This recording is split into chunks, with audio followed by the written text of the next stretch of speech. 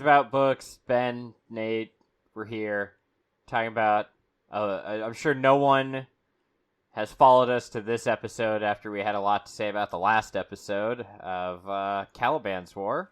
I was going to say, there's something relaxing about an episode 2, especially of a book we didn't like. Because now it's just us. It's just the family. So now's a good time to talk about the things we actually liked about this book. What do you think? You want to just get that out up front? I think we got that out up front last time. I think we did a good job of that. Did we? I talked about all the things I liked. I talked about the world and the science and the proto-molecule. But specifically about this book, Ben. Those are all things in the last book that carried over into this I didn't like book. anything about this book. There's nothing this book adds that I like. I'm serious. I liked the new addition to the proto-molecule for the 3 seconds that we spend with it. I put Prax is okay, I guess. The ending is intriguing, and I kind of wish that was the book. Yeah. I think I said last episode, and I mean it, if we continue with the Expanse, I expect we will find that this book had no impact on the plot at large. No value. I mean, I'm assuming Avasarala and Bobby continue to be very important characters. And that's what I'm here for, Ben. I'm here for the characters. You could introduce them anytime. I don't think the events of this book necessarily need to be the events that introduce them. If they are, if you did need to have this book to just sort of bridge a gap, it doesn't need to be 600 pages. No, it does not. So. I said last time we could easily cut 2 to 250 pages. I misspoke. You could easily cut it down to 200 or 250 pages. I agree. And we talked about all the reasons why. That's why I was talking to you before we started recording is this going to be 3 parts? I don't know. You're talking me out of it, and I'm kind of seeing the logic and the reason behind it. Because we could rehash all that again. I think we should finish this summary. We should summarize and see where we go. First, I wanted to do a example of pacing. Okay. I want to compare. So we're about 20 chapters into this book in our summary. I want to compare 20 chapters of Leviathan Wakes to 20 chapters of Caliban's War. This isn't an exact science. I just kind of looked at chapter 21 in Leviathan Wakes and was like, oh, okay, that's where they are. I think these are all the events that happened. So, but here we go. Ready? All right, Leviathan Wakes. They had to introduce the character of Holden and his crew. They had to introduce Miller. They had to introduce both life on a ship and life on an asteroid, as well as give reference to what life is like on Mars, Earth, various colonies. It had to establish how the Belt, Earth, Mars, how they all viewed themselves and one another. And the Belt has a very specific culture, for example. And then you've got some things like Miller noticing that mid-level criminals have disappeared from the station. Gear has gone missing. He's got to contain a riot. Meanwhile, Holden finds a false beacon on a ship. The ice freighter he'd been living on for years was blown up. He broadcasts all of this to the world, to everyone, and starts a war. Our ship was destroyed answering a bogus SOS from a ship called the Scopuli. We recovered a false beacon and identified it as Martian naval technology. It was a trap. Are you We're insane? about to be taken aboard the MCR and done. Alex, shut me down. Alex, out. Get you out. Will you shut up, man? And Miller finds... He's assigned to find a missing girl, and he starts to realize that he was assigned to find her because no one actually wants her found, and he kind of sucks, actually. Holden is taken by the Martians onto their flagship. Flagship is boarded, and by mysterious ships with weird new technology again. And the Martian flagship self-detonates during that boarding action. They go to meet Fred Johnson. They learn about the OPA. They're then told to go to Eros Eros. I don't know why I call it Eros. I don't know what's wrong with me, Ben. That's my thing. And then Miller finds a lead on the girl and on Holden, and their stories are about to converge. That's about 20 pages of Leviathan Wakes. 20 chapters. 20 chapters. What did I say? Pages. Oh, Jesus, no. Yeah, 20 chapters of Leviathan Wakes. The two stories have built a world, and now the two principal characters are converging. And then 20 chapters into Caliban's War. I put these in 7 bullet points. That sounds like fewer. There's some world building concerning Ganymede and the aftermath of the last book, but a lot of the world has been developed in the previous book. That's my first point. Avasarala is introduced, and she talks a lot. Bobby is introduced. She's attacked by a proto-molecule monster who kills her squad. Holden kills a space pirate and is sent to Ganymede. Mir hits the surface of Ganymede, and the station starts to fall apart socially. Bobby travels to Earth for peace talks, and Prax asks Holden for help after Holden picks the Paragon option over and over again. And he fights some bad people. That's 20 chapters of Caliban's War, roughly. So it sounds like a lot less got done in a similar amount of pages. Yeah, it sure does, doesn't it? I think part of that is that this book has 2 different stories for 2 different sets of people that converge way later in the book. Well, that is similar to what they did with the first book. And I think that's the secondary problem, is the story beats themselves are being copied from the first book, which... Correct. Yeah. But also, Avasarala and Bobby have nothing to do for, like, the first half. Miller had stuff to do. Holden had stuff to do. I never felt like Miller or Holden were just spinning their wheels while the other guy caught up. As we keep discussing the structure of the book, I'm just going to keep going back to we got one author too many on this project. Yeah. It bloats the book because we have to keep rotating perspectives because, I don't know, George R. R. Martin did that in A Song of Ice and Fire, and now everyone does that. But also, how else are you going to write with 2 people? I mean... Kevin J. Anderson and Brian Herbert do it, Ben. That's another fine example of... one too many authors. Yeah. I enjoyed writing as a pair. But again, we didn't try to write one novel as an author. We wrote a collection of short stories that were interlinked. I just keep coming back to this. It was a problem in Leviathan Wakes, too. Because it's not like Leviathan Wakes didn't have some fat to trim, and it's not like... I think it's far, far less fat. Oh, it's way less. This whole book, like I said, the difference is... The whole book is basically fat. Leviathan Wakes is the first book in a series, and they put a lot of effort into making it grab your attention, because if it didn't, well, then there's no series, because it's not going to sell, and they're not going to publish the next one. This one, I don't know what the deal is, if it's deadlines or if it's just they didn't really know what to do. They're kind of free writing to figure it out. But you have, I'll go back to the George R. R. Martin thing. You know, everybody gets on his case for writing one book every 20 years, but He's at writing the same multiple time, books. Yeah, he's not actually that slow. He works on multiple projects, and his A Feast for Crows kind of sucked, but like for the most part, his books tend to be good when they come out. Ooh. And which one was A Feast for Crows? A Feast for Crows was the 4th one.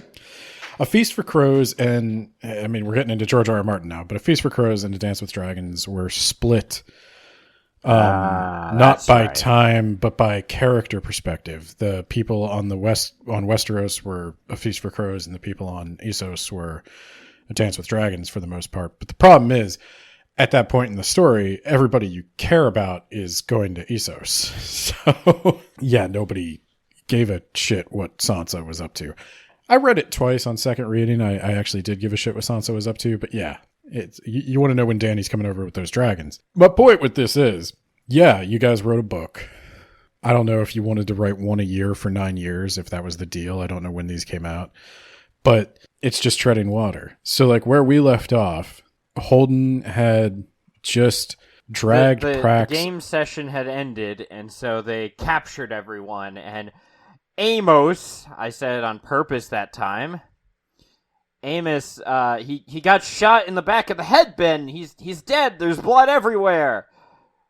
Oh my god. He's dead, Ben. Do you believe he's dead? Do you believe these faceless NPCs have killed our dear friend Amos? Ben? Do you? Do you, Ben? No. Oh. No, Okay. I don't. And something tells me this is just a guess. This is not going to be the last time they do that. Oh, wow. These were actually a year apart. Right. It all smacks of pre-planning. And And like the I next said, one is a year later, too. It's every Of course. June. They have to divide the work. Like, this is the problem. It all smacks of pre-planning. You're getting a book a year, whether it's good or not. Whether I had an idea I was able to execute in a year or not. Is that, if that's what you want, and it is what a lot of people seem to want, we could go on Book Talk right now and look at everybody reading that Sarah J. Maas crap. Who? Yeah, I knew you were going to say who.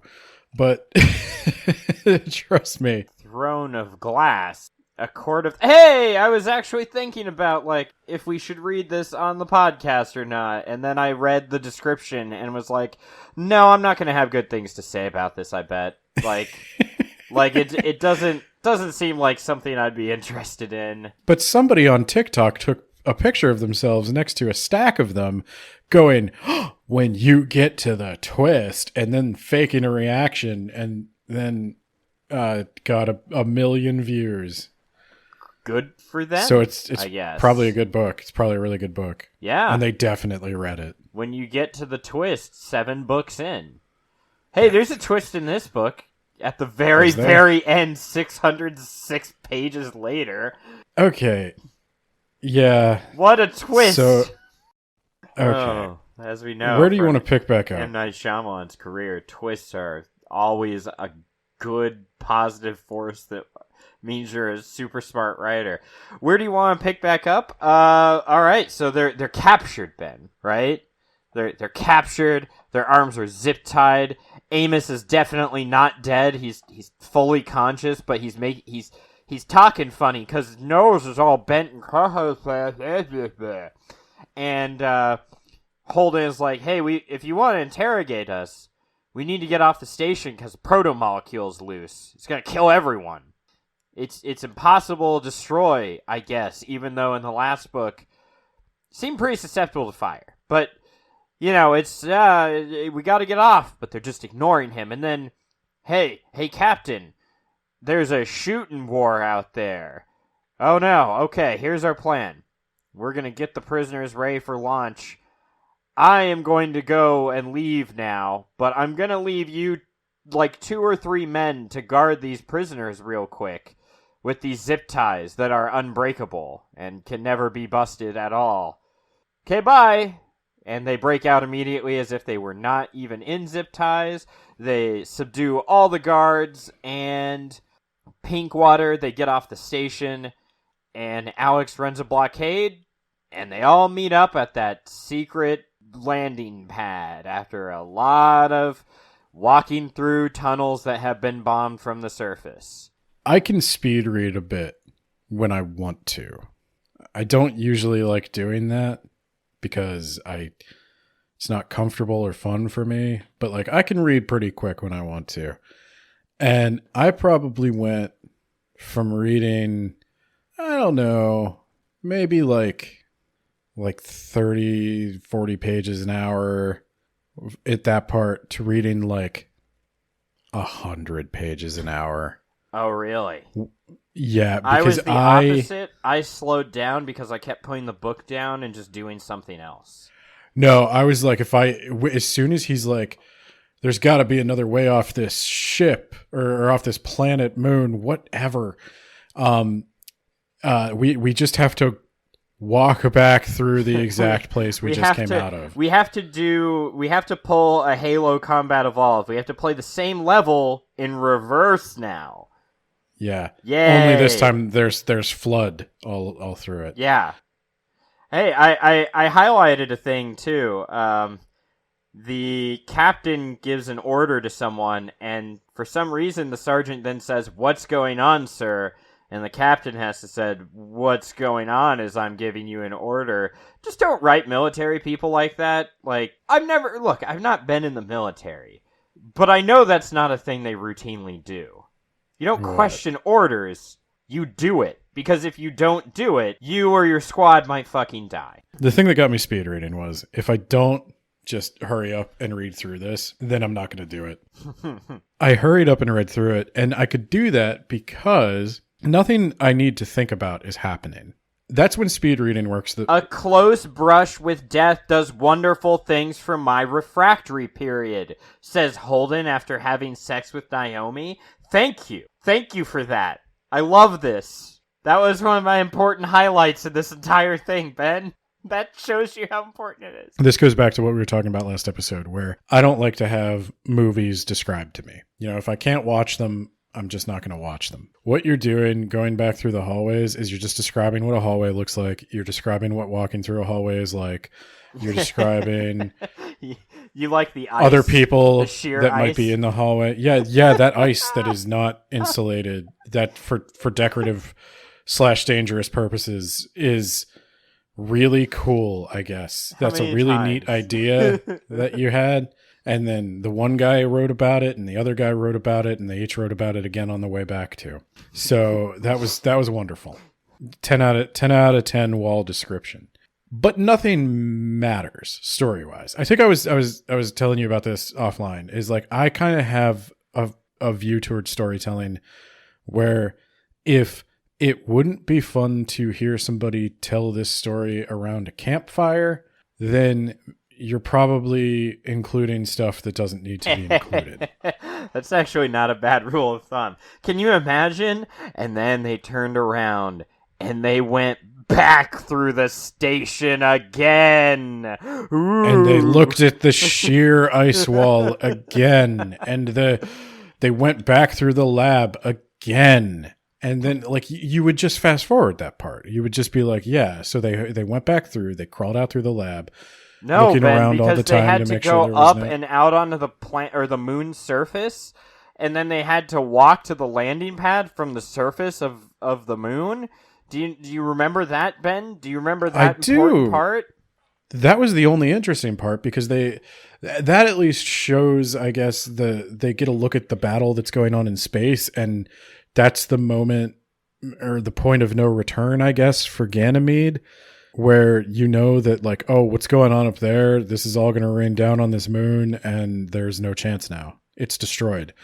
But again, I have to go back to, I really don't know what Ganymede's worth to you people. I mean, that sounds really bad to me, and I'm sure it's meant to be really bad for, like, any fan of space colonization or whatever. You're trusting that I appreciate how hard it must be to build a base on Ganymede, and but they don't. Like I said, well, it's probably the entire economic output of the world several times over for years. Yeah.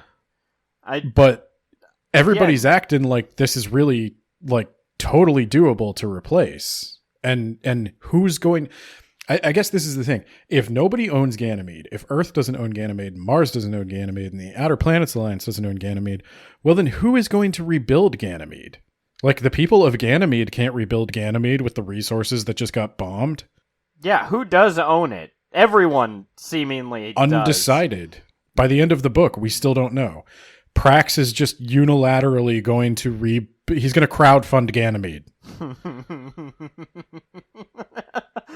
Oh man, we're going to get into that. So yeah, so they get off the moon. But for Christ's sake, they get off the moon. But no, Ben, They're off the moon now. But Ben, this now is canon. they're in the spaceship, okay? They're in the spaceship. As he's having sex with Naomi, apparently multiple times, because death brings out the refractory period in all of us, right? After they had sex once, and he's like, we can have sex again, he's like, but also, Fred Johnson was the only person in existence who had another protomolecule sample. There are clearly no other people who could possibly have the protomolecule who could have done this. It's gotta be Fred, that son of a bitch. And Naomi says, not for the first time and not for the last time, I don't know who you are anymore, Jim. You're not acting like the Holden I fell in love with. Ben, did you know that this isn't the same Jim Holden we all know and love? He's acting like a different person now. Did you know that? Because a lot of people point that out. No, he's the same guy, but Naomi got a lot dumber. Yeah, she did. She did get a whole lot stupider. So here's the deal with Jim and Naomi. Okay, they're both wrong. Like they're both taking unreasonable stances. Holden has decided that Fred 100% engineered these protomolecule things. Couldn't be anyone else, Ben. The only other protomolecule that we know of, which is also all the protomolecule in existence, by the way, that Fred had that. He had to engineer this whole thing. Yeah. So Holden is going to go in and shoot Fred in the face. And Naomi takes an equally stupid position of, it couldn't possibly be Fred. Fred is our best friend. We know him, Jim. We know him. He has us murdering space pirates or people he doesn't like, but like, we know him, Jim. Yeah. We know him. He pays us. Yeah. Yeah, so it could well be that it is Fred. I mean, I don't know why Naomi is eliminating that as an option. I also think Holden, Fred could wipe you off the face of the earth. Holden has already pissed off 2 of the 3 major governments. So we need to make this 3 for 3. Yeah, so I'm like, Holden, if you go in there, you're going to get everybody killed. And that should be Naomi's position. Not that Fred is 100% innocent, but like, Holden, what if we played this a little bit like smart? No, Holden is not the smart guy. He's Mr. I don't give a fuck about your customs shakedown, friend. I'm going to kick your ass and take all your food and then kick your ass again.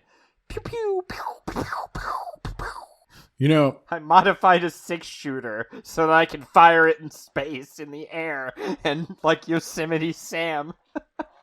Anyway, they're in space. We got to move on. No, I can talk talk about how Amos is supposed to have a concussion, but he just got a bump on his head, and he comically rearranged his nose back into place, Ben.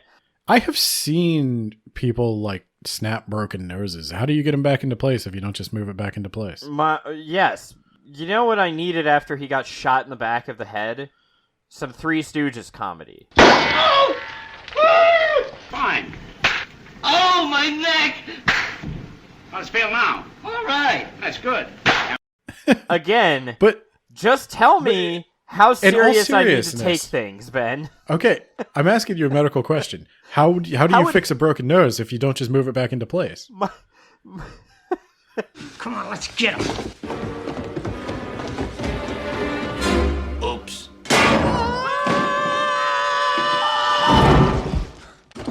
Right in the schnoz! I mean, to be fair, yeah, you just have to wait for it to heal, and you do have to get it back into place. But my other thing is, he got shot at point blank with like a beanbag round. Why don't you explain what this is and what we're going to be doing? Well, this is the 460 Stingmore mine. It has approximately 745 caliber rubber balls in it. They'll fly out of there at about 500 feet per second. I'm pretty sure that's gonna cause some serious damage if it doesn't just kill him with concussive force. All you gotta do is stand there. Yeah, get killed. Look at that thing. That thing. It's just loud. It's loud. It's gonna hurt really bad, but it's just loud. Beanbag rounds fucking hurt.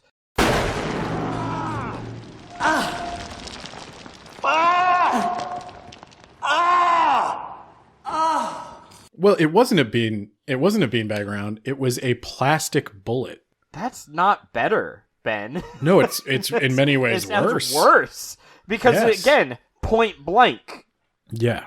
you're still firing a projectile at high speeds into a man's skull. And he didn't even get a concussion. He just got a bump on the head. Are you crying? I think he's hurt. Can we get Bam some water? Maybe Shirley Temple. As we all know from the NFL CTE or whatever scandal, it's not so much the damage done to the skull, it's that your brain smacks into your skull. Yeah. Over and over. And so he gets shot in the back of the head, and then he smacks the front of his head off the floor. I don't care. I truly don't care. We have to move. Let's just cut a whole bunch of shit and just say that it turns out that Avasarala's assistant was a spy, Ben. You thought that he was cool, but in fact, he called Avasarala a bitch, and Bobby never liked him, so you knew that something was wrong with him. Yeah. Yeah, that's how you know Soren was bad, because Bobby didn't like him.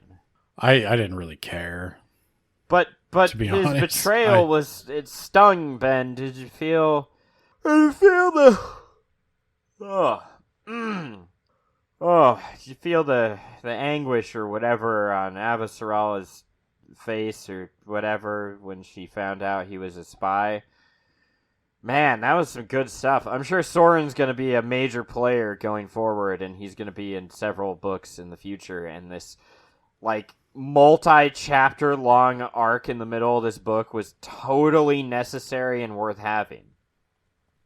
It shows that Avasarala is capable of, I don't know, having friends or regretting not having friends, even though she has a lot of friends, actually. Yes, she does. But the only one she can trust is Bobby. God damn it, Bobby. And 3 other people. Yeah.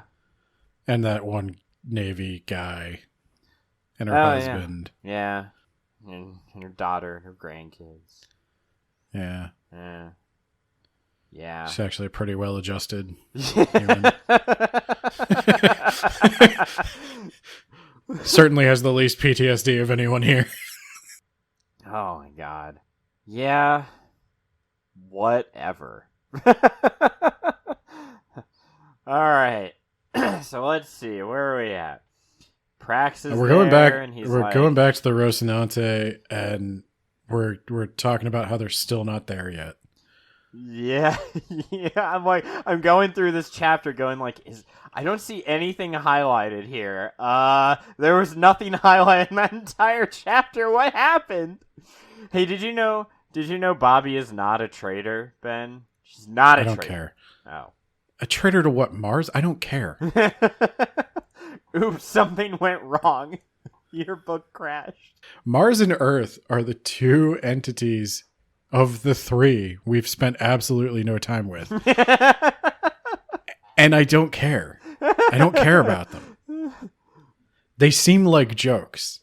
Earth has 30 billion people, and half of them are on universal basic income. Do we need to talk about that, Ben? I thought that was fucking dumb. It does not fit with my understanding of the world. If you have what I thought was corporations just being greedy assholes, they're not. It's never been that. That's the thing I don't get. This story has never been Neuromancer. The world is not some cyberpunk dystopian future where corporations run everything. There are very strong government regulations in place but on Ben, everything. But Ben, corporations run all the policing in the first book. I think that's why it was thought. They don't. They did. They run policing. They did on Ceres and Eros. On Ceres and in the belt. Eros. In the belt where nobody gives a shit. And the Mao Quick Trip Corporation takes all the food off of Ganymede. You would think that one or both of thank God they did, because Ganymede just blew up, and all of that food would have gone to waste if they hadn't. But Ganymede isn't completely blown up because supposedly people are still on it, Ben. But I don't know it's just how nobody's many. keeping any of the machinery running. Ben. I don't understand how ruined Ganymede is. But apparently we have universal basic income for everyone. And if you want to go to university, you have to work for a year just to figure out if you like working. And if you like working, you could go to university to do something with your life, Ben. But if not, Earth has enough spare resources to put all 60 bajillion people on universal basic income. Okay, here's how I think it works, right? The Avasarala personally gives everyone a loaf of bread and a fish. The belt is colonized by corporations. Earth, the governments of Earth and Mars are not doing that. You've got some weird like SpaceX types who are going out and making habitats on these asteroids. And so they provide private security forces and stuff like that. It's essentially just like a building they bought more than it is a world where people register as citizens. And that's kind of like what I understood the initial problem to be in the first couple books is like the Belters, do they have, like if a Belter had a passport, who issued it? Because there's no government in the belt. So are they citizens of Earth or Mars or whatever? The space Caliban, Ben. Wait, essentially, is the belt part of the OPA? Yeah. Because the belt, I mean, technically it's not an outer planet, but, I guess it would be, right? Okay, the far part of the belt is, and the inner part of the belt isn't. I don't know. I don't care. Ben, this is important. This is the entire story. What I sense is happening on Earth is that everybody, no matter how independent they pretend they have become, depends on things you can only get on Earth. And so the people of Earth directly benefit from all the billions and billions and billions of people who need Earth's resources. So Earth is just making so much money hand over fist on the colonization of the solar system. Why would they dump that money back into billions of fucking people? So that they don't kill them. Put them on a ship and start launching them at asteroids. You're gonna be a colony now. Get out there. Because it's not a dystopian future, people still vote. I never got that this was not a dystopian future. It seemed pretty dystopian last book to me. Oh, no, and that might be doesn't. me. That might be me. No, it's not you. It's one of these people did the world building, and one of these people is a player character. So one guy understands it to be dystopian. This is like Holden, us writing Edenverse again, is what you're saying. Yes, Holden understands it to be dystopian, but it's not. It's just not. It's more or less our current politics, but assume we've also colonized the solar system. None of the politics have evolved. None of the economics have evolved. We're still dealing with super billionaires and bloated bureaucracies and quasi-legal corporate entities acting as sovereign nations.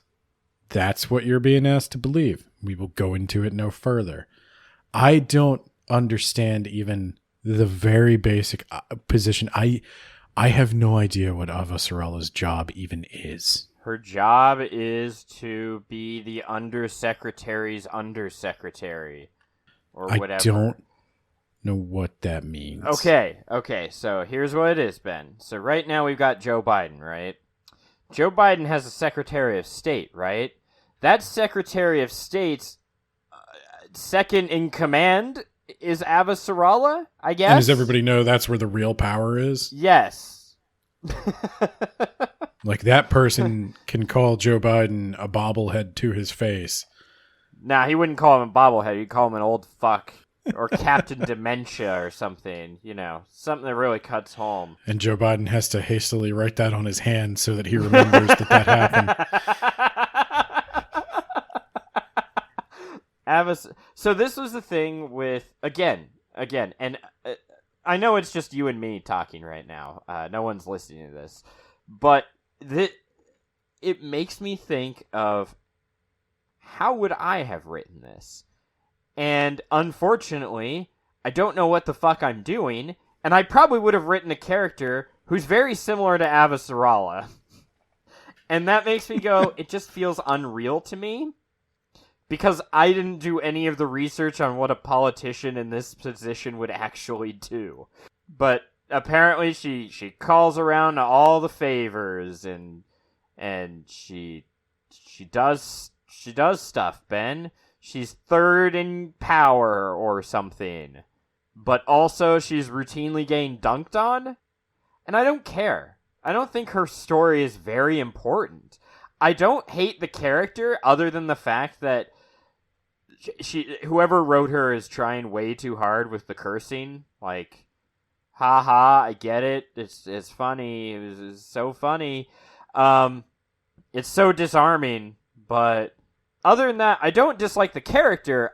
She just has nothing to do. With regard to Avasarala, the reason she's not impressive is because, like you said, the person writing her is not smart enough to write the super smart character. So the way they have to do that is by having Bobby essentially be Watson to her Sherlock Holmes.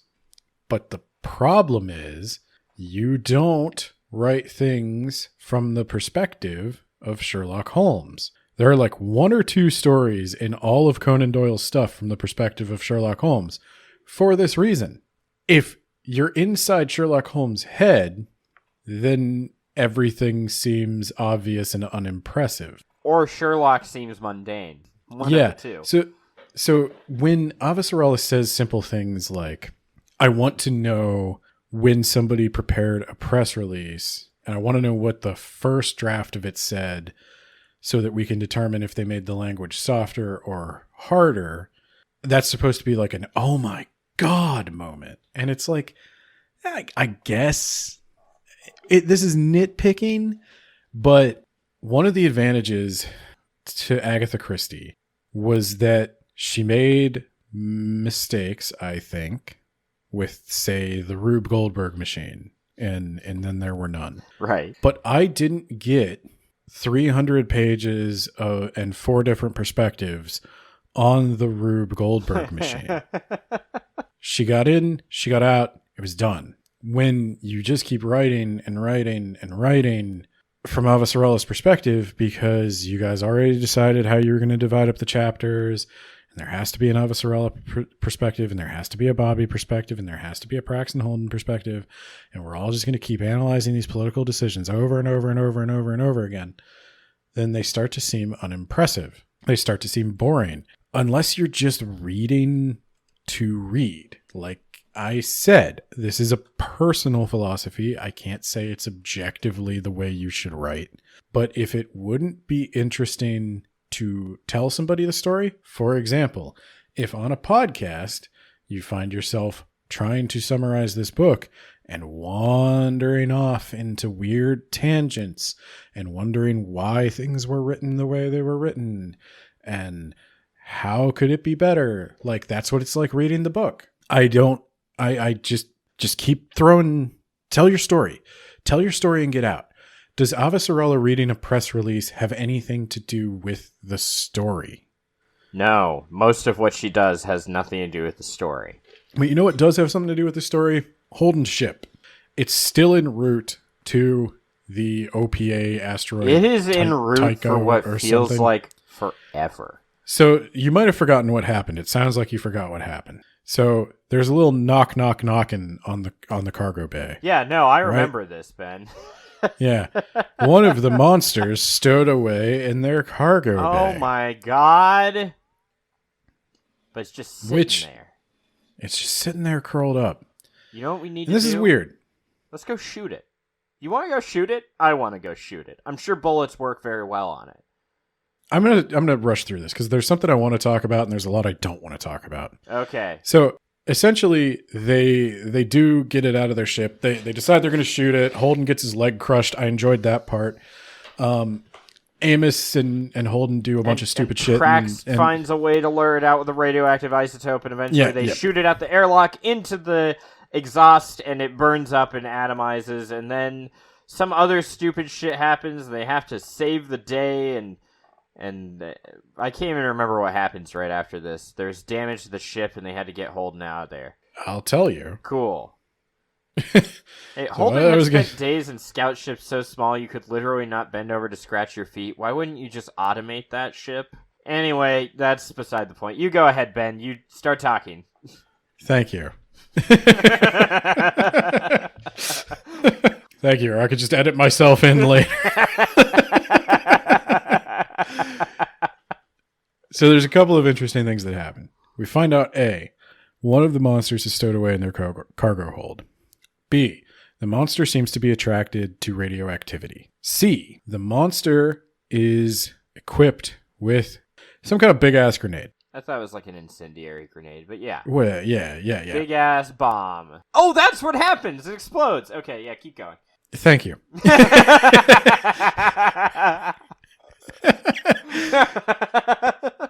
The monster is able to eject its incendiary grenade from its body, and that's what winds up blowing up their ship in the end. Prax is able to throw a big old piece of radioactivity out the back, and the monster chases the radioactivity because that's what they feed on. Yes, we already knew that, though. This isn't new information. Again, I read the last book. Avasarala, buried deep in her chapters, she is supposed to be in charge of investigating whether or not Venus is a threat to Earth. I was just going to offhandedly mention Venus, like, at the end, because it comes up several times, but, like, she doesn't do anything about it. No one really seems to care about it. The end. But go on. What's going on Venus? Every time there's activity with the protomolecule on Ganymede, there's a pulse of energy on Venus. Somehow they're connected, which is strange because it seems like the protomolecule that has been deployed on Ganymede is of some sort of human construction, whereas the protomolecule on Venus is its own thing. Now, what I thought was happening when they had a stowaway on their ship is that one of these protomolecule creatures was behaving more or less intelligently. It seemed like it was purposely hiding on the ship to get off Ganymede and get into another populated area. That is not the case. Apparently, they mindlessly chase radioactivity like a dog with a bone. When the attack happens, eventually the protomolecule entity starts trying to tear through the ship's hull to get at their radioactive core. I don't understand why the protomolecule ever calmly crawled into their cargo hold and sat there silently just out of view of the camera instead of immediately clawing its way through to the radioactive core. Ooh, that's a good point. Because it doesn't start clawing its way to the radioactive core until it's threatened. Until they find it. Yeah. So I thought they were behaving intelligently. I thought they were evolving, because there's another sort of scene mentioned where the protomolecule takes apart a ship and literally examines each piece of the ship without respect to the humans who were on it, who all died when they're exposed to vacuum. And it's supposed to be creepy. The protomolecule is learning. It's behaving intelligently, but like an alien intelligence. We don't really understand its motives. And I thought they were doing something interesting with that, but they weren't. It's just a monster. It's just a dog with a bone. And when Prax threw it out, this is how it's described in the book. Prax throws this radioactive bone, and the thing goes out and chases it. And then, I think the exact words are, and then God kicked the ship or something. Later we find out that what they meant by that was that the incendiary grenade went off. But I thought the protomolecule did something. Yeah, no, it did not. It doesn't. It floats away and gets burned up and atomized. Yeah. And they ask Alex, like, oh, did you get it? And he's like, yep, got it. And I was like, oh, I guess that's over. Yeah. Why did it quietly stow away on the ship if you weren't going to do anything with that? And then later, we find out that the the proto-molecule is some kind of like quantum connected. They can communicate faster than the speed of light with some kind of sci-fi Ansible, whatever. And they've been sharing information to no end. Yeah. It doesn't go anywhere. Right about the time I thought they were getting off Ganymede, I was like, okay, I think it's getting better now. And it was where I'd started reading this part where I was like, oh, it's stowing away on their ship. Oh, this is interesting. Okay. And then right about the part where I realized, like, oh no, they really did kill it. It was just chasing radiation. I was like, oh, that's not better. I think it's getting worse again. And then we get to Tycho, and Holden has, I enjoyed the confrontation between Holden and Fred. Yeah, me too, because Fred says... Fred says everything I was thinking. Yeah, I don't have to listen to a goddamn word you say. I don't have to explain myself. I'm your fucking boss. And if you threaten to shoot me, I will end you. I will commandeer your ship, and you will be lucky if I don't have you and your crew just slaughtered outright. So... don't come into my office saying shit to me, boy. I will fucking destroy you. And he whips his dick out, and it's like 10 football fields long. Yeah. Holden goes in and accuses him of using the proto-molecule, and he does it really tactlessly, just straight up. Yeah, he's like, Fred, there was a proto-molecule on Ganymede, and I just need to let you know, if you had something to do with that, I'm gonna fucking kill you. So did you have something to do with that? It's like, really? Yeah, and that's when Fred's like, I will take your ship, I will take your crew, I will nail your crew to your ship, and I will throw it into the goddamn sun. I am not just your boss, I am your god. By the way, you're fired. And I loved that. Yeah. And then Holden, unfortunately, what I didn't love is Holden's like, and I was so happy. I was finally I'm free.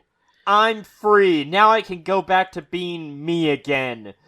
Good old James Holden, who everyone loves. So Naomi, he has a frank conversation with his crew then about, hey guys, we're free. We can do whatever we want. And they have a very real conversation with him about how we fly a Martian warship that requires like military grade parts and high explosives and all other sorts of stuff that costs just like shitloads enough to power a small government. So like, where are we going to get that money? Jim's like, don't you worry about that. And he immediately starts a space Kickstarter. I'm not joking. So before we get to the stupid space Kickstarter, I keep going over these things that I wanted to talk about, but I don't know where to put them in. So again, Ben, so you know the funny haha part, like Amos, he didn't have a concussion and he just snaps his nose in place, haha. This is the 15th time you've mentioned this. Well, yes, but let's contrast that with how people on Earth like having pregnant hookers, Ben, and like then when the kids come out and they just get all used up and it's like, oh my god, oh my fucking god. We'll talk about this real quick. That's we find fucking dark and awful. What the fuck? We find out that the reason Amos is so invested in Praxis' situation is the fact that May might have been kidnapped by somebody who would abuse children, and that Amos has more than his fair share of familiarity as he was an abused child himself. There is a trade on Earth because on Earth it is illegal to have unapproved children, basically. They have a huge overpopulation problem, and so any pregnancy must be pre-approved by the government. So there is a black market in pregnant women hookers. And the children produced at the end of this endeavor are illegal. They're not really even proper citizens. They can't go to a doctor. They can't take advantage of any of the welfare programs or anything like that. Probably can't go to school. So the children are then raised by the gangs, and they either become enforcers or thieves or drug dealers or prostitutes themselves. And it's just this whole big cycle of extreme human misery that Amos was one of those children. And you did it. I said Amos. Aha! Fuck. Got him. Happened sooner than I thought. Amos is one of those children. I win. And yeah, that is contrasted directly with Holden feeling fired and having it be the best thing that happened in his life, and the slapstick comedy. Yeah. And pick a fucking tone.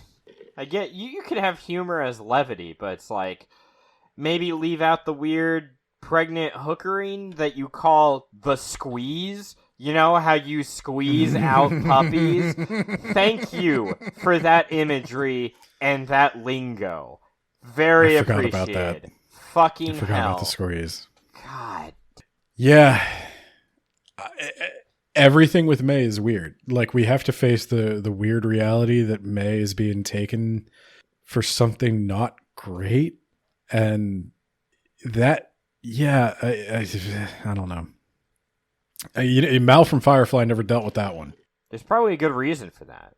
Yeah, Fox didn't let Joss Whedon put that script in. It would bring down just the tone of everything. Yeah, somebody would be like, I don't know if people are going to want to watch a show about that on Friday night at 8 p.m. That's it's kind of heavy.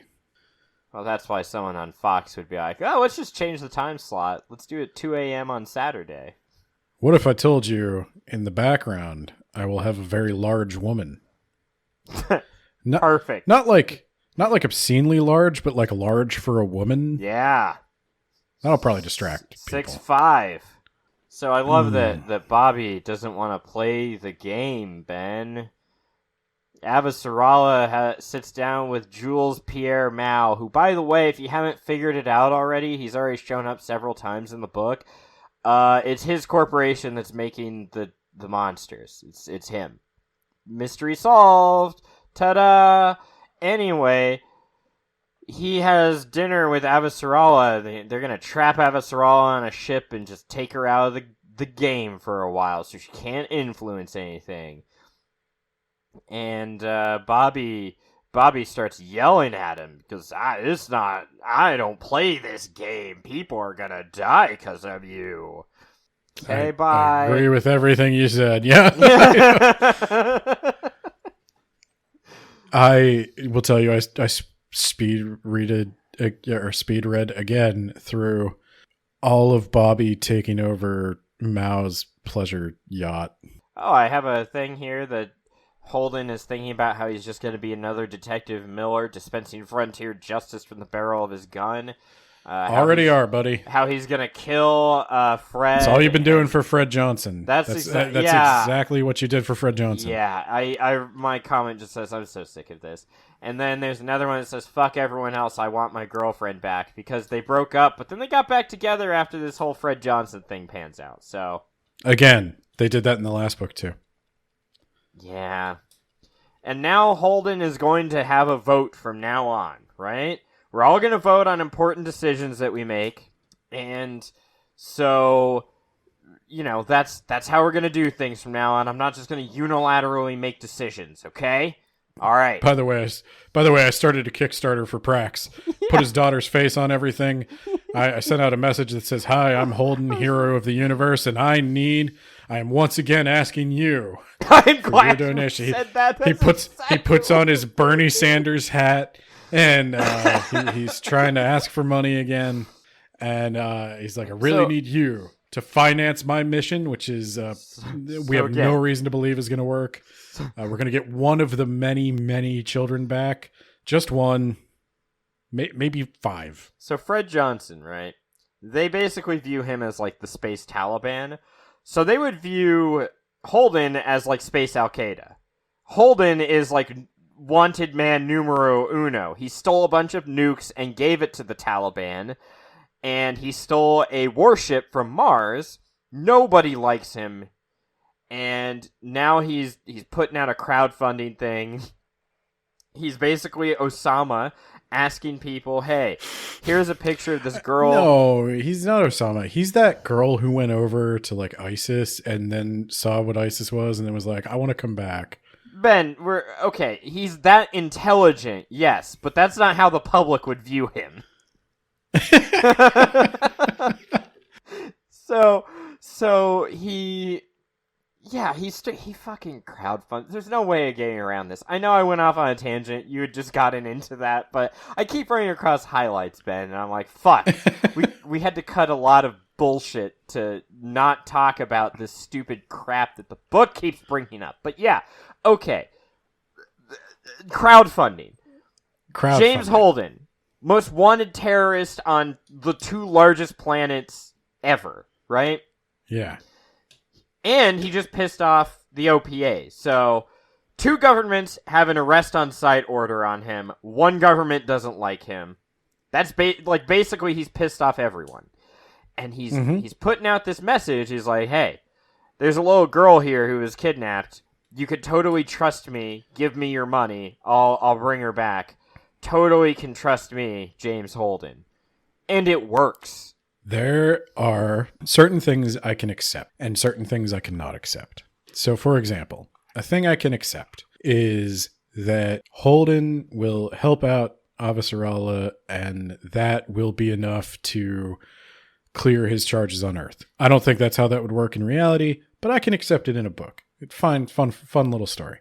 What I can't accept is that somebody is crowdfunding an operation to save a child in space.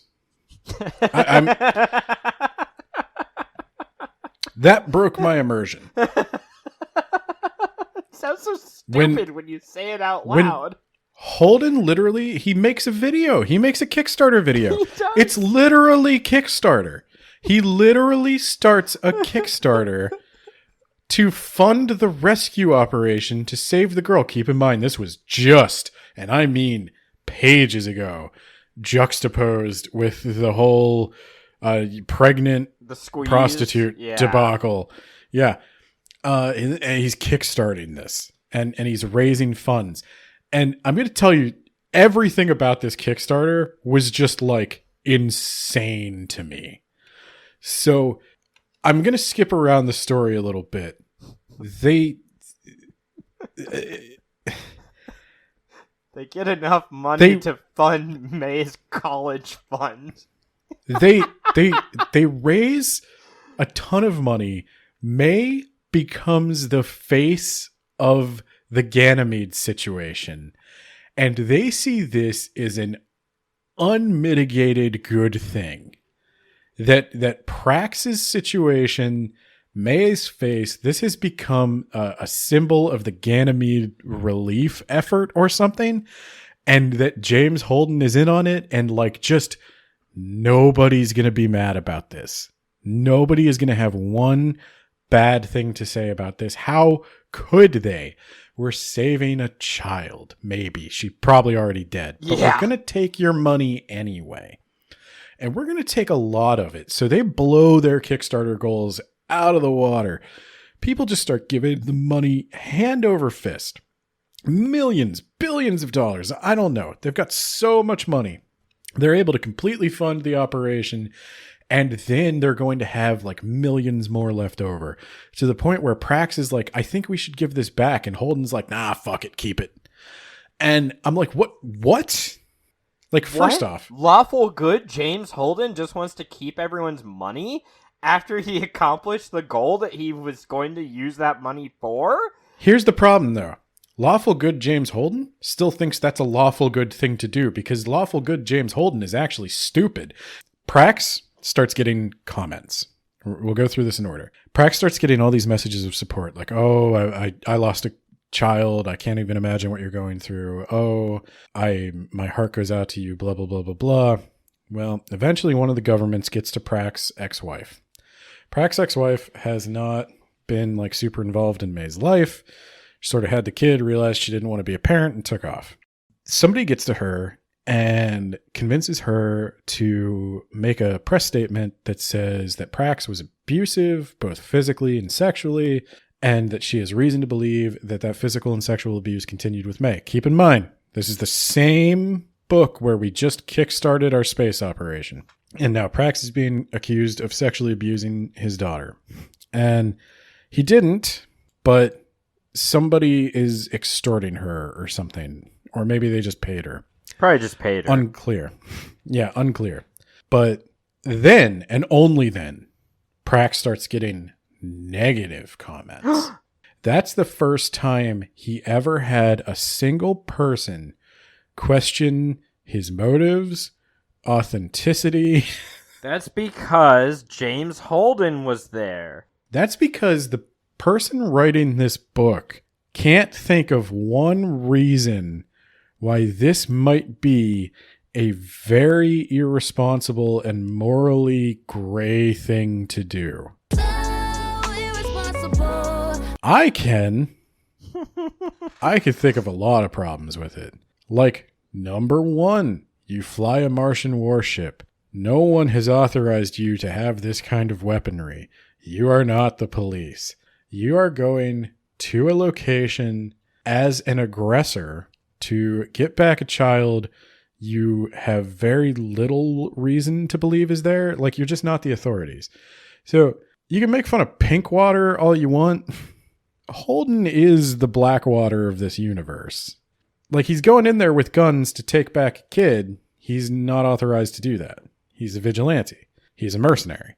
So nobody has a problem with that. Nobody says anything about that. Because you're getting back a kid, which again, you have to take James Holden's word on that a kid even exists. Yes. All of the documentation that could prove May even exists is on Ganymede. Which Ganymede is not looking too good right now. Even with the information they have on May, there's a very good reason to believe May would already be dead. The amount of money you're raising could probably do a lot of good for a lot of kids that aren't May. But I just lost my sugar daddy, Fred Johnson, because I couldn't keep my fucking mouth shut. And I need to buy supplies, Ben. So, you know. Right, but it's never examined like that. Because it's not meant to be like that. It's meant to be... I don't know how somebody like Avasarala can align with somebody like James Holden. James Holden irresponsibly moves around destabilizing everything. One of the things that's going to have to be true if we colonize space, right, is there's going to have to be hard decisions. There's going to have to be a lot of greater good type calculations. There always are in matters of survival. James Holden is not only not equipped to make those decisions, he aggressively denies that there needs to be such a thing, and he does so by burying his head real deep in the sand. Anytime somebody points out to him that his actions, while they may be morally justified in like a vacuum, are no longer morally justified when you inject them in the complicated system that is human society. Ben, the problem is we all just have secrets from each other. So if everyone just sends me their nudes, I can blast nudes out to everyone, and now nobody wants to see nudes of people anymore, right? I'm solving the problem of people getting a hold of your nudes on the cloud by just having all of your nudes. It's such a well-researched world from the technology standpoint, and such a boneheaded clusterfuck from the humanity standpoint. Avasarala, so she links up with James Holden. They take over the ship. Bobby takes over the ship that they're on, and they fly the really fast ship of Julie Mao from the first book to meet up with him, and because they find out that a bunch of warships are coming from Ganymede to blow up James Holden. By the way, they also found out that where the enemy base has to be, it's got to be on another moon of Jupiter, and Prax figured it out because, you know, obviously it has to be here, blah, blah, blah. But I'm speed running through that so I could say Avasarala basically says what Miller said last time to Holden. How do you, live with yourself because you have basically started Solar War 1, and you're getting geared up on Solar War 2 with all your irresponsible, stupid horse shit. And James Holden is like, well, that's just because everyone's already pointing guns at each other. If you guys weren't pointing guns at each other, this wouldn't be a problem. And I wouldn't be able to provide the inciting incident. yeah, exactly. Miller said last time, so that's your excuse. It's not your powder keg. You just brought the match. Like that's No, it's stupid. supervillain logic. Yeah, that's stupid. It's literally what a supervillain says. It's literally the Joker saying, I'm sick of everybody and their schemes. I'm going to introduce a little chaos so that people can be honest with each other. Like, here's the problem. It's a very, I'm 14 and this is deep understanding of humanity. It's like, why doesn't everybody just do the right thing? Why do people have to do the wrong thing? Why do people do the wrong thing if they know it's the wrong thing? If I were in charge, I would just do the good thing. Like, I would be a good president if I were president. Why don't we have a president that just does what's good for the people? And it's like, well, you know, there's something to be said about corruption. Like, they could try a little harder. But in terms of the problems within the universe of the Expanse, like, okay, well, why does the outer planets keep getting screwed over? And it's like, well, the outer planets were settled by the inner planets, and they provided all the infrastructure and they provided all the technology, and they want to see a return on their investment. And now you're saying, well, I don't want to give you a return on the investment. I'm already independent enough that I think I can break ties with you now. And the people back home say, well, that's not fair. And now you've got two people who think they both have legitimate claims to this piece of territory. And there's really no good answer. There's two valid perspectives on that. But Holden doesn't acknowledge that. Holden's like, why are you pointing guns at each other? You shouldn't be pointing guns at each other because pointing guns at somebody is wrong. You were in the military.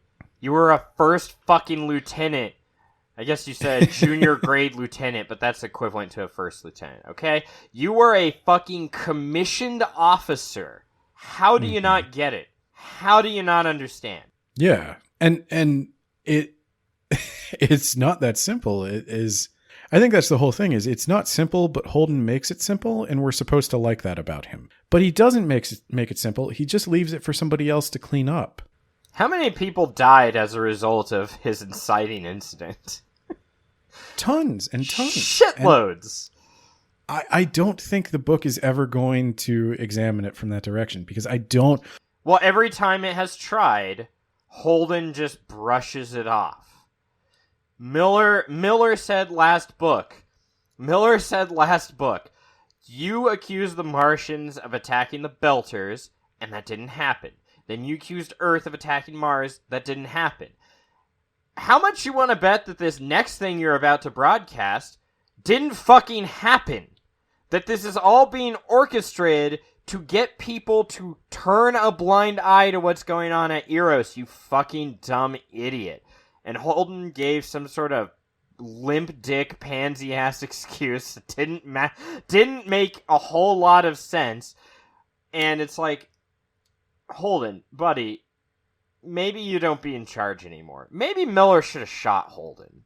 Why didn't he shoot Holden? Because he's so damn charming. People do mention that he seems like a genuinely good. Even Abasarala is like, oh, Holden's a fucking idiot, but he seems to be a good man. It's like, no, he doesn't. He does not. I need to know. Incorrect. What does James S.A. Corey, what are the two writers of this book, think of Holden's decisions? Do they think Holden is justified in what he does? Do they think Holden should have some responsibility for the chaos he causes? Will Holden ever be held accountable? The answer, I am pretty sure, is he will not be held accountable, and we're just supposed to find him charming as well.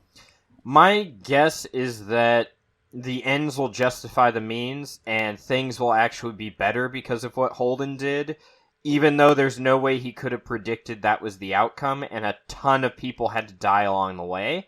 But it's going to be treated as a net good in the end, and he'll be like, see?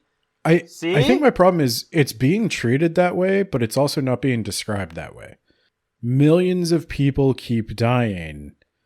We keep losing valuable technological marvels like Ceres and Ganymede and Eros. And all the while, Holden just gets to continue on and everybody loves him, but nobody would love him. I don't understand why everybody loves him. But the people I have talked to who really like The Expanse, they seem to like Holden. And so I think this is a prerequisite for enjoying this series, is you are either incredibly annoyed by this or you don't see a problem with it. And I don't know how you don't see a problem with it. Yeah. The crowdfunding thing alone. The crowdfunding thing was so stupid. How are we going to operate independently? Oh, we'll just beg for money from our fans. Perfect. I hated that. What are you going to do the next time, Holden? Like, I think he's trying to set it up as like Holden's going to be this kind of like Robin Hood figure who helps out the little guy against the big guy. But only if the little guy can, only if Holden can create some manipulative ad campaign to start a Patreon or a Kickstarter or something, so that people like, and that's what it is. Why are we giving money to save May? I mean, it's probably good that we did because we wound up stopping a super weapon in the process. But like you, average Joe, of all the charities you could donate to, let's imagine this is the real world. Somebody broadcasts something like this in the real world and we all start donating to it. That has happened so many times. And how many times have we found out a week later it's a scam?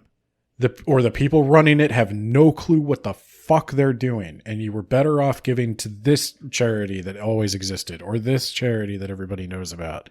Every time there's a national disaster, this happens. Every time there's a tsunami somewhere, this happens. Holden, as evidenced by the decision Holden makes in the end, Holden has no idea what to do with this money.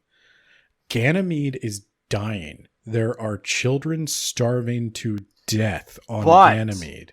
But we could give all that money to one person and she could go to college. Yeah, we can give it to May because she's cute. Yeah, she is. That's like dictator logic. I mean... Well, it's funny you should mention that, Ben. So you know how I said we're going to get a vote, right? And first of all, Holden did mention something like, let's get all married and make it nice and legal. And Naomi's horrified and Holden's like, that was a joke. Oh, and he has a very long thing about how making love with Naomi has always been different than anyone else. And it's not just because she's actually 8 feet tall. Yeah, she is taller than Bobby, but no one ever mentions that anymore. I think they forgot about that. I think they forgot about that too. They forgot about that last book when she had her head on his chest, even though she would have to. That could have happened. Her just like her entire leg would have been off the bed. Yeah, she would have had to curl her legs up. Oh. So Avasarala is like, no one's going to shoot at this ship if I'm on it. So I'm going to save James Holden by docking with the ship. And there are UN ships coming for them. And then there are Mars ships following them. I wonder what's going to happen. So, yeah, the UN ships are going to shoot at them. Turns out Avasarala is wrong, right? So they're all going to die. And yeah, turns out Avasarala is wrong. They actually do hate me. Okay, let's see. Here's the highlighted passage. So Holden's like, you know what I'm gonna do? I've got this data file that I'm gonna stupidly dump into the general broadcast again. He's got one trick. He's got one trick. And Avasarala is like, no, let's just send it to these 2 UN admirals. They can stop Admiral Nguyen. Win. I don't know why I said Nguyen. And so they're like, okay, let's take a vote, because that's what we do from now on. And Holden lost the vote. And the highlighted passage is the whole voting thing had seemed like such a good idea when he first brought it up. After losing his first vote, not so much. They'd all be dead in 2 days, so at least it probably wouldn't happen again. So he whines and complains about the fact that he lost the vote, even though it was his idea. To be honest, I'm shocked he lost the vote because his crew are just as dumb as he is. Well, you know what happens next? Is he is a dictator, Ben. He gets a gun, goes into the mess hall to address his crew, and says, all right, we need to get 2 people out of here. They can go on the ship that Avasarala and Bobby came on. So we're going to send Prax, because it's his little girl, and we're saying Naomi, because I fucking said so. And he puts his hand on the gun. And it's like, no, we vote on these things. You just brought up the voting thing, and you already want to stop voting because you lost once. Not very lawful of you, you fucking prick. But it's romantic. No, it's not. No, Naomi doesn't seem to think so either. Yeah, Naomi's like, you're going to need me on here. But you know what? It doesn't matter anyway, because they survived the encounter. Naomi's not ever going to leave him because she's the girlfriend. That is her role. Well, yeah, I mean, we all voted on it, right? You've got Alex Amos is the pilot. Amos is the mechanic. Naomi's my girlfriend. There you go. Sorry, Naomi. Those are all the roles. Somebody had to do it, and I'll be honest, I'm glad it wasn't Alex. Well, I mean, that one girl I was chatting up at the beginning of the last book, you remember her? Me neither. Well, she's dead now. So I needed to go and attach myself to the next Wouldn't it have been cool if she hadn't blown up? Yeah. Remember last book when Naomi was like, yeah, you like look down on me because I'm a belter and you've never been with a belter before. Me neither. Let's move on. All right, Ben, should we just rush on through this? Because we're about to have a big old space battle, Ben. Yeah, I guess. I don't have a lot to say about this. Well, Ben, how are they going to survive 6 Corvette-class UN whatever? They're probably going to pick up a bunch of red shirts to get shot for them. Well, it's funny you mention that, because that's exactly what they do. The Martian ships behind them, they contact the Martian ships, and the Martian ships open fire. They contact the Martian ships and they're like, hey, would you die for me? And they're like, I guess. Hell yeah, man. Yeah, fuck yeah. You're the James Holden. Did you know that there is a lot of chapters that are just build up and like Bobby's cleaning her armor again and her guns and there's just like you know how I said when we were talking about Mage Errant that there needed to be a little more build up to make it seem like bigger, like going into the labyrinth just kind of felt like, oh, we're in the labyrinth now, okay. This is the opposite of that. This is where it's like, oh, we're finally fighting. Thank fucking Christ. I feel like it's been the 3 days that the characters are actually experiencing. Holy shit. Can I get a little meta with you on this? Yeah, sure. So, you know how we have a certain number of episodes we need to do a year? Yeah. Like we do a weekly podcast, so that's like minimum 52 episodes. Yeah. And, often we have to read a book for these episodes, and that takes a lot of time. And so we sort of try to gauge, like, especially when we do these multi-part series, we sort of try to gauge, like, up front how many there are. And you have this rule of, like, every 200 pages is an episode. And that's usually a pretty good rule to follow. But I was saying that I feel like, just based on editing the first episode, I feel like we keep retreading a lot of the same points. And we had planned 3 episodes for this, but I don't know if there's 3 episodes worth of shit to talk about. So what you're saying is this is exactly like the book that we're describing once again. Yeah, and now it becomes a big problem because if I suggest, I think we should do 2 episodes on Caliban's War instead of 3, then we have to have another discussion about what to do for that 3rd week. And then that means, like, sometimes it's just easier to put out a subpar third episode. No one's gonna listen to it anyway. Yeah, than it is to come up with. I mean, it's good enough. Like the fans will like it, but yeah, it's not going to bring in anybody new. But you know what? It's between this series and the next series. They'll probably come back for the next series. Like we know we'll get them again with the next one. That's where stuff's really going to get good. So why don't we just put out a shitty third episode of Caliban's War? And that's exactly what's happening here. It's like we planned a book a year. We divided up how many chapters we were going to do. And now that we're getting to the end, I'm realizing that like it's getting really Holden heavy. And this is not my outro. I don't want to do a subpar 3 episode. That's what I'm saying. But like they've divided it now, and the end is really Holden heavy, and like Bobby's a Marine, you see. Bobby's gotta fight a monster and reclaim her honor.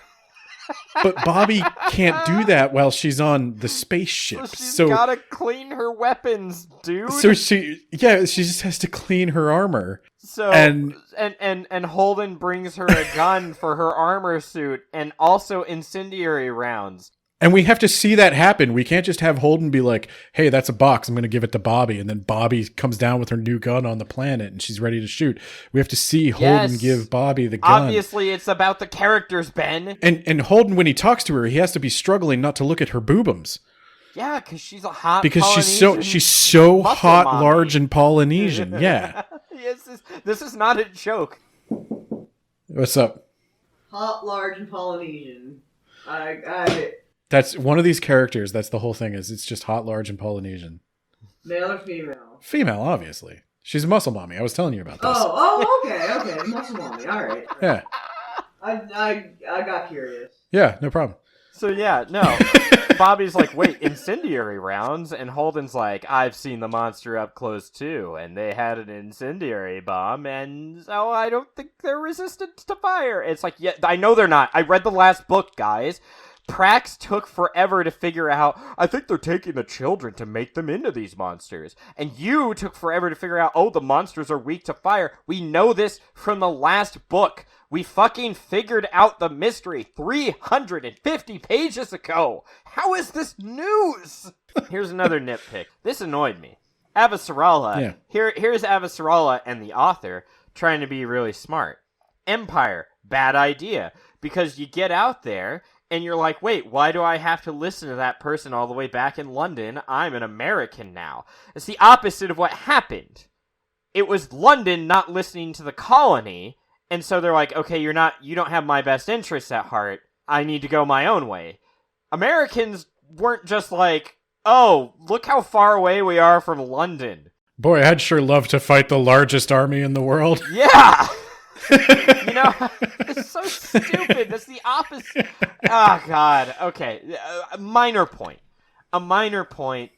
And she brings up Venus again, and it's like, yeah, I really wish that Venus were the highlight here. But now we've got a plan, all right? Everyone has their own thing to do. Holden... Oh, wait, no.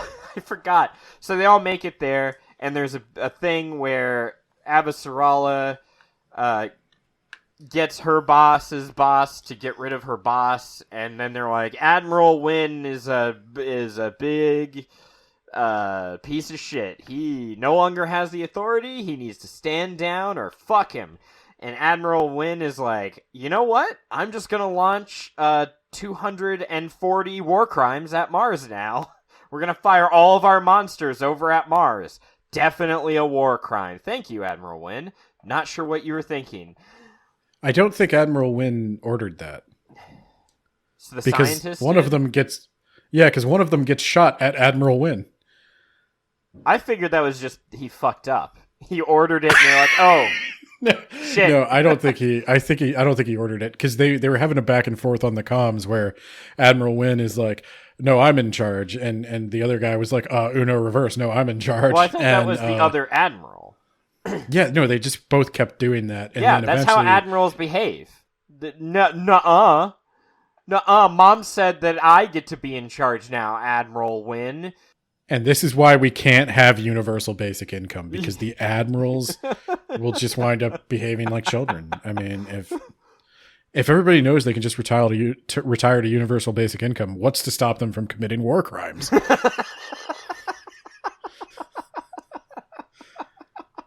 Checkmate, libs. Shit. I'm a proponent of universal basic income, just to get that on the record. I am one of those libs. What needs to be checkmate? I used to be, but you just convinced me I need to be otherwise, because otherwise... Shit! Otherwise... Damn my natural charisma and charm. You're a real James Holden type. God damn it. Oh my god. So yeah, war crimes happen when the fleet that Admiral Wynn commanded start turning over to the good guys, and his ship gets hit by a monster, and suddenly all the radiation starts turning inward, and they're like, oh shit. And Admiral Wynn is like, or no, Avasarala says, turn on the IFF thing so we can target the monsters. And Admiral Wynn is like, only if you get me out of here.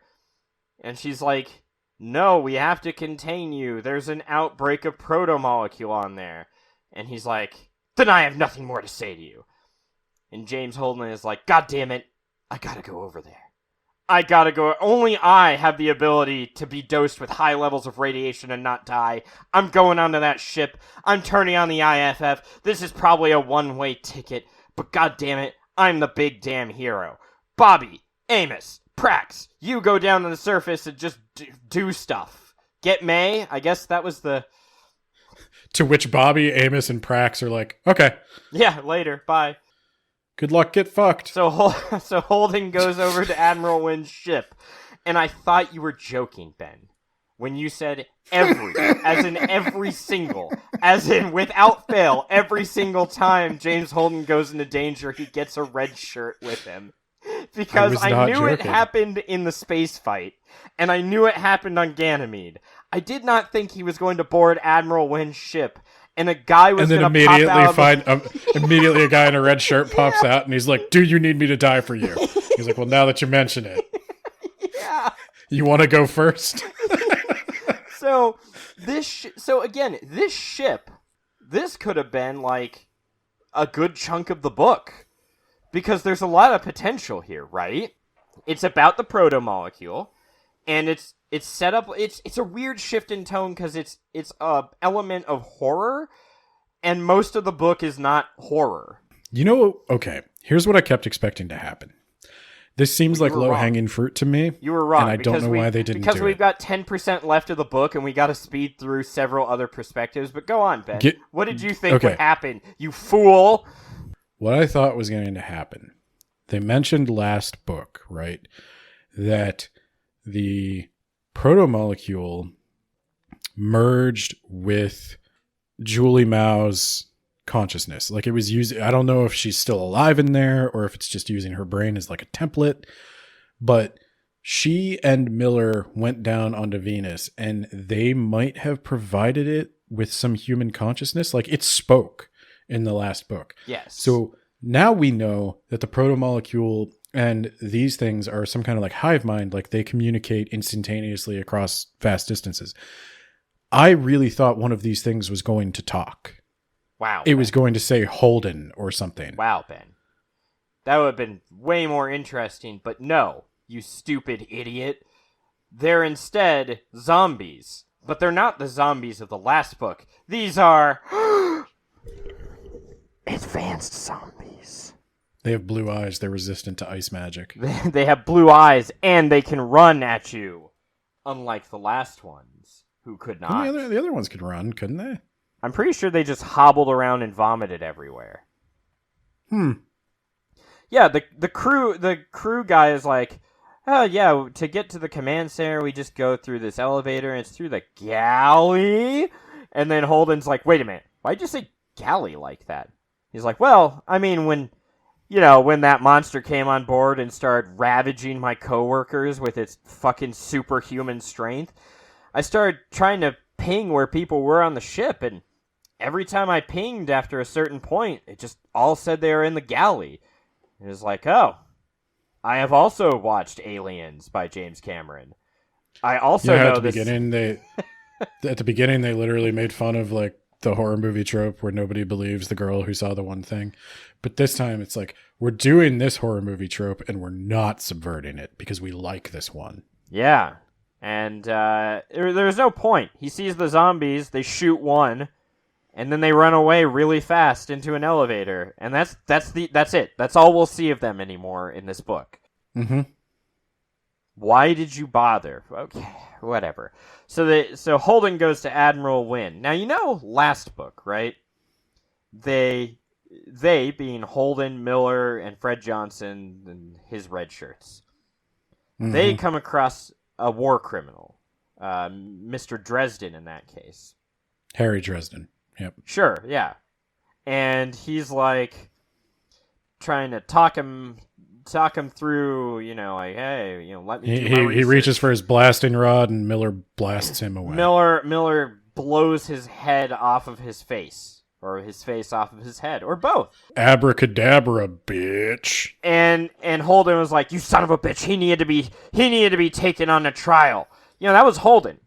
We needed to take him alive and put him on trial, Holden. This time he meets Admiral Wynn. Admiral Wynn is like, I'm not going to turn on the IFF feeds unless you let me Admiral go. Wynn is like, please take me. I want to be put on trial.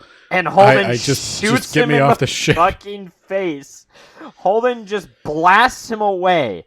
And Naomi, and he's like, I'm sorry, Naomi. And she's like, no, it's cool now. Because I know you'll feel bad about it later, and that's good enough for me. He deserved to die. And if she were there, right, they would have high-fived. Naomi's like, I know what this is going to do to your erection. I'm okay with it. Yeah, it's going to be rock hard. For days. Yeah, no, Holden did exactly what Miller did last time. And the thing that Holden's entire crew shunned Miller for. And they just play it off as, it's cool. Even though they spent most of this book with Naomi telling him, you're not the same man that I fell in love with. And James Holden is thinking, I'm not the same man that I fell in love with. Well, maybe if Miller wasn't such an uncharismatic uggo, we wouldn't have thought so poorly of him. Yeah, that's the only thing that I can think of. If Miller were just a goddamn hero, he could get away with shooting people in the face left and right like it was nothing. Like what Holden did. Like what he literally did. Boyish good looks and his big earth bones. Anyway, we're at the finish. Bobby fights a monster and kills it. That's my purse! I don't know you! And she's like, why is it vomiting on me? And why doesn't it just open my thing? Why doesn't it? Why doesn't it just punch your suit really hard, putting a hole in it, and possibly in you, and vomit on you? It doesn't need you to be alive for it to break you down. Whatever. And then they find... Maybe it shares the author's taste for large Polynesian women. Oh, there you go. There you go. So then Prax is reunited with May. They find that evil scientist. Amos shoots him in the face and no one cares. Again, no trial, just shoots him in the face. And I gotta say, I'm okay with that, me personally. Yeah. What pisses me off is that Holden threw such a fit about it last book, and now it's suddenly okay to do by him. It's inconsistent, and it fucking sucks. So, oh yeah, and also, I think that doctor was supposed to have his brain surgically altered, so he's a sociopath.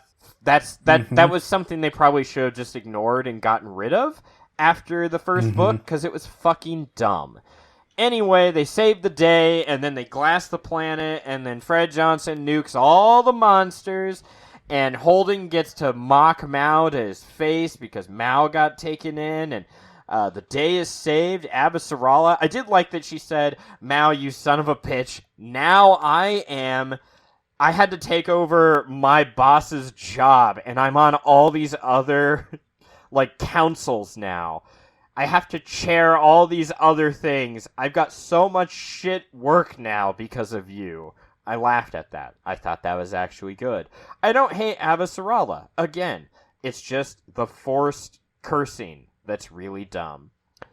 And then at the end of the book, Ben, Venus finally does something. It launches something out of it, and everyone's like, oh my god, what if this is Doomsday? What if this entire book were pointless because Venus just kills us all? Maybe we should have been thinking about Venus this whole time instead of whatever bullshit was happening on Ganymede. And then Detective Miller's like, sup. The end. And Detective Miller's like, abracadabra, bitch. And he shoots Holden in the face. God, I wish. I wish.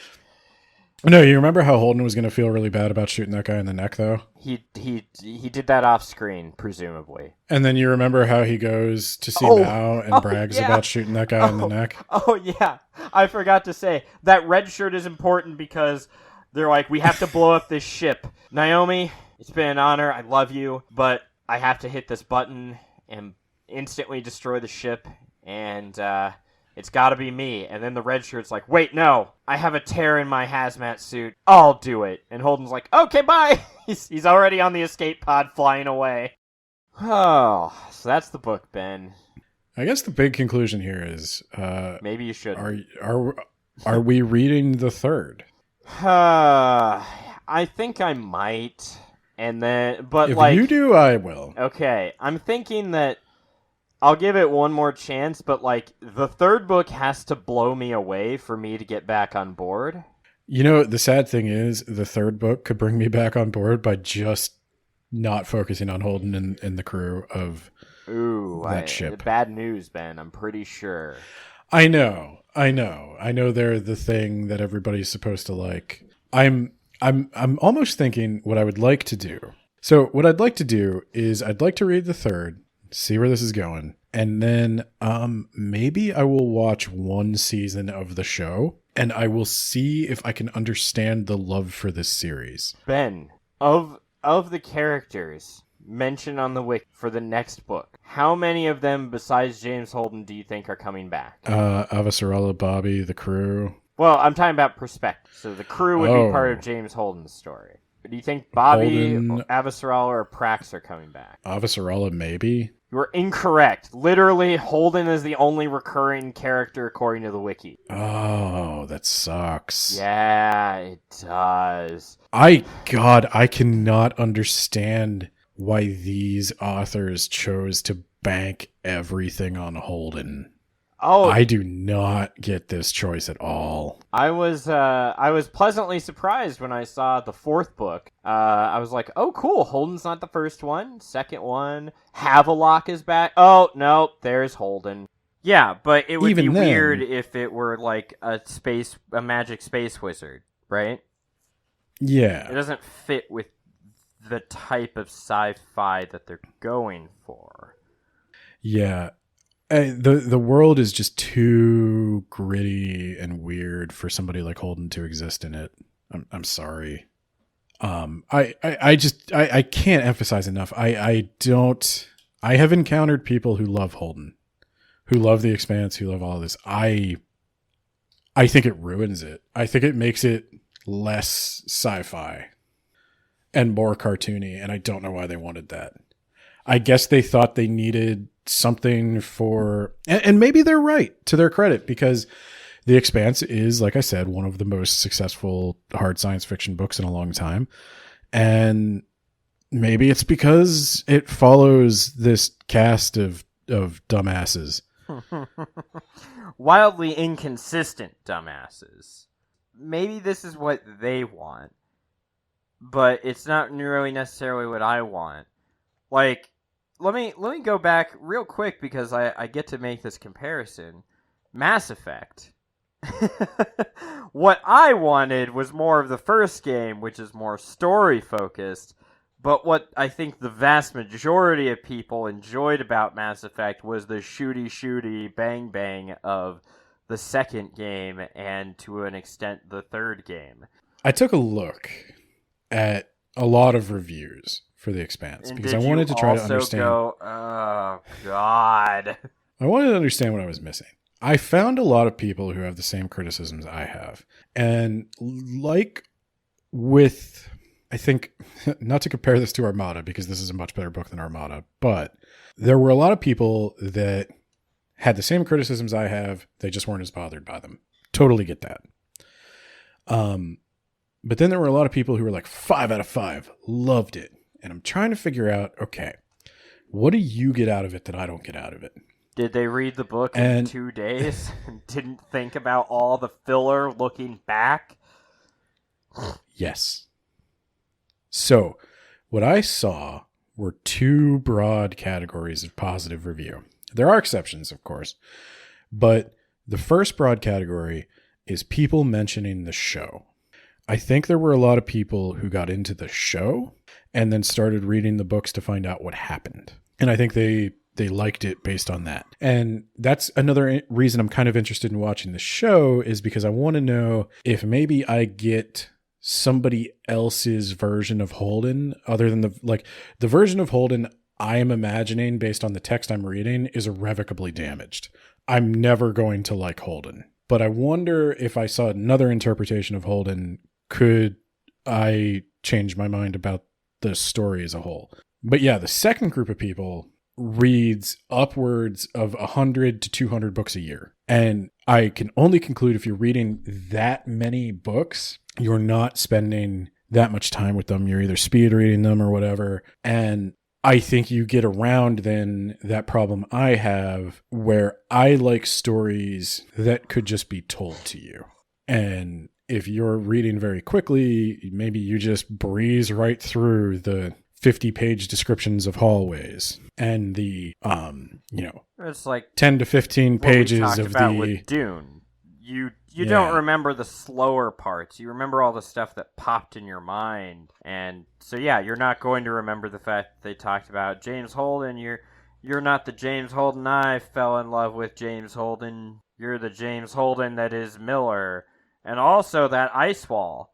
That's an ice wall. It's very icy. That ice wall and wall-like. They were so goddamn proud of that ice wall. Yeah, you don't want to touch that ice wall. It will ice wall your skin off of your hands. One more closing thought from me. The mission of Words About Books. I think I say this every time I piss people off to try to make it better. Yeah, no one's listening, Ben.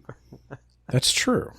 The mission of Words About Books is to piss you off. We hate you in particular. Yes, you. If you think I'm talking about you, I am. If you don't, I am. But the mission of Words About Books was to read more, become better writers.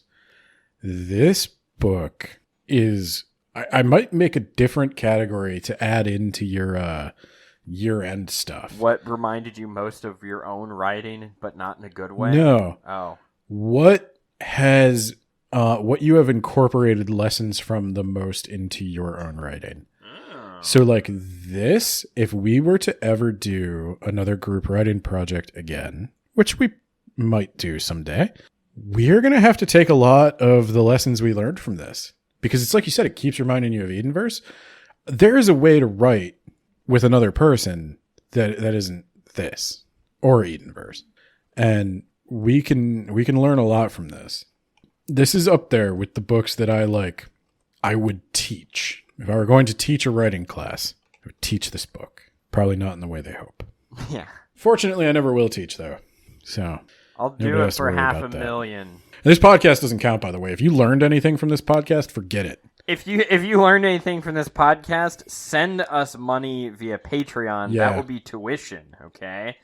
Yeah. You'll get to vote on stuff and get bonuses and stuff, and you'll be supporting the show, but also you have to do it now, because otherwise you will be stealing from us. And if you want to attend our office hours, you can find us on Twitter at WABpod and Instagram at Words About Books Podcast. And you can email me at wordsaboutbookspod@gmail.com. And there's a blog at blog.wordsaboutbooks.ninja. I'm kind of giving up on Mastodon. I said Mastodon sucks. I think I'm going to stand by it. I don't like it. I think I'm done with it. I tried it. I gave it the old college try. There's only like 250 people on the instance I'm on, and I looked at like podcasting instances, and there's only like 300 people on those. It sucks. Mastodon is not going to replace Twitter. James says, the boys talk about James Holden, one of the greatest characters in literature. Fuck you, James.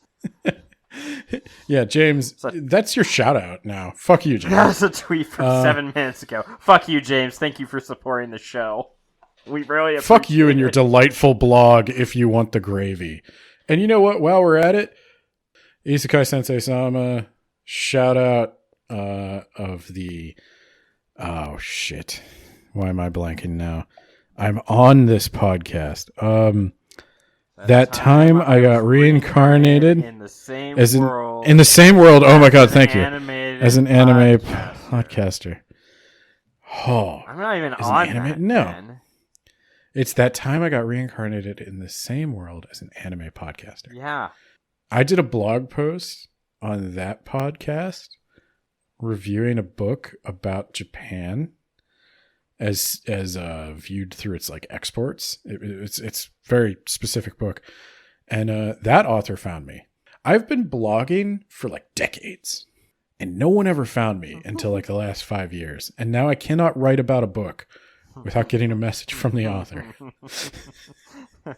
And it was very nice. It was very cool and everything. Like I liked talking to him, but like it's scary to me. I'm intimidated. You should be. You should. James, I say, Corey, you don't have to talk to me. I hate Holden, and I'm not going to apologize. Oh, hey, why didn't the proto-molecule spread through Ganymede? Because it escaped on Holden's ship. No, but like there was black stuff that he shot, and it got out into the air. Because the proto-molecule has to like get on you and in you, and like... It had to get on somebody. It was just sitting there. He didn't tell anybody where it was. It needed radiation, Ben, in order to grow, and then it needed to get you're on right. someone. It needs the radiation. Yeah, you're right. Because he mentions that. But you know what? Someone should probably go clean it up with some flamethrowers. Someone should go and deal with that, because you don't want that sitting there.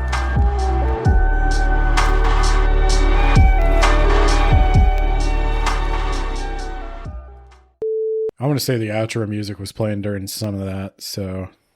That's fine. Yeah, this is all after Fuck the 'em. beep. Fuck him. Yeah. Fuck him. Fuck him. Yeah. You Dick. know what? Fuck him. Cunt. You threw me off guard, Ben. Now you can have your way with me politically. Only if you don't murder children. Oh, God. Good. I'm going to stop recording.